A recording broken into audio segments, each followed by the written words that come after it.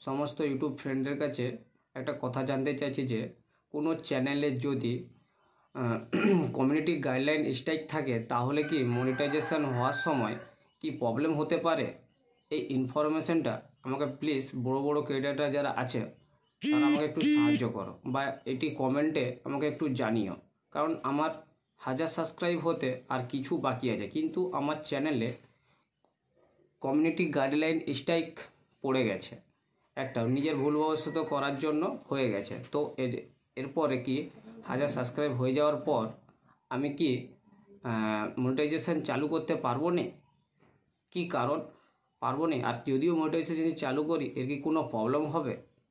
Please আমাকে একটু সাহায্য করো। আরেকটা কথা, সবাই বলে যে বিদেশ থেকে টাকা আসার জন্য সুইফট কোড দরকার। এই সুইফট কোডটা কি যেটা অনলাইন থেকে আমরা বের করাচ্ছি ওই সুইফট কোড হলে চলবে, না পাশাপাশি কোনো ব্যাংকে আছে সেই ব্যাংকে যে চাইলে কি তারা দিবে, সে ব্যাংকের দিলেই কি হয়ে যাবে? প্লিজ, আমি তো এটা নতুন, আমি কিছু জানি না, আমাকে একটু সাহায্য করো প্লিজ দাদারা, আমাকে একটু সাহায্য করো। কমেন্টে আমাকে জানাও, আমার খুব উপকার হবে যদি তোমরা জানাতে পারো। থ্যাংক ইউ, নমস্কার।